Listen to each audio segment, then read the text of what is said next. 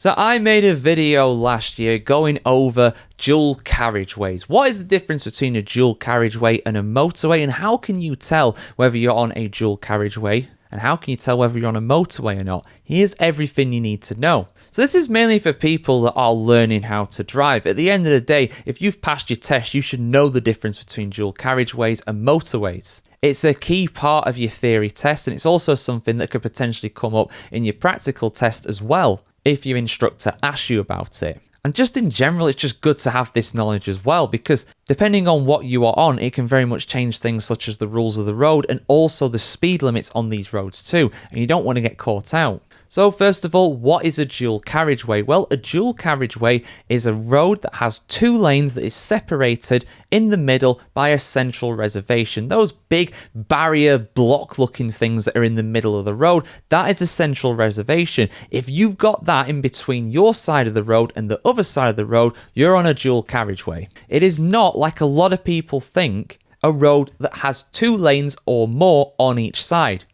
You can have roads that have two lanes or more on each side that do not have a central reservation, so therefore they are not dual carriageways. And also conversely as well, dual carriageways can have just one lane either side. You do not have to have two or more. One of the biggest things that this changes is the national speed limit. If you're on a single carriageway, the national speed limit for that, when you see the white sign with the black line through it, for a single carriageway, that is 60 miles an hour. For a dual carriageway, though, it is 70 miles an hour. So it's very important to know the difference.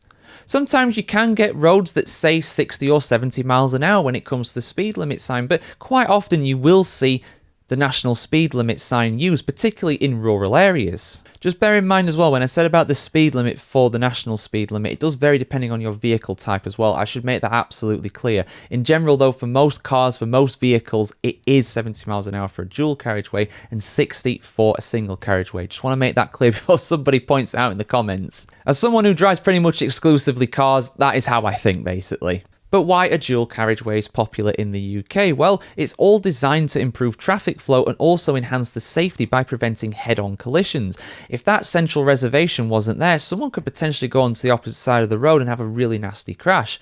That would be uncommon, of course, but particularly in poor weather conditions, it's certainly possible. Something else to keep in mind when it comes to dual carriageways as well is that slow-moving vehicles are allowed on them, whereas for motorways, they are not. And they also usually only have direct access points such as junctions and roundabouts as well as side roads. The drawbacks though is that they are more expensive to use, and they also use more land as well. So again, for those rural areas, they do take up more space than what a single carriageway would do. Now, you're probably wondering, what are motorways then? Motorways have central reservations, don't they, for the most part? Yeah, they do. In fact, roads can be both dual carriageway and motorways. Not all of them, obviously, not all motorways are dual carriageways. If they don't have a central reservation, they're a single carriageway, but they can still be a motorway. But if they do have a central reservation, as most of the major ones do, then they are also dual carriageways as well. The easiest way to tell if you're on a motorway is really the signage. The sign colour for motorways is blue. And also, they have the letter M in them. So A roads have a letter A and they are indicated by green signs. B roads obviously have a B in front of them. Motorways, though, they have blue signs and blue indication for them, and they have the M there as well. Motorways come in all shapes and sizes. You can get massive ones like the M62, the M25 and the M1. And you get some that are relatively rural as well. And I believe there are some examples of motorways that have just one lane on either side. I'm sure I saw that comment pop up in my comments last time I did a video on this as well. So yeah, in conclusion guys, dual carriageways have central reservations, single carriageways, they do not.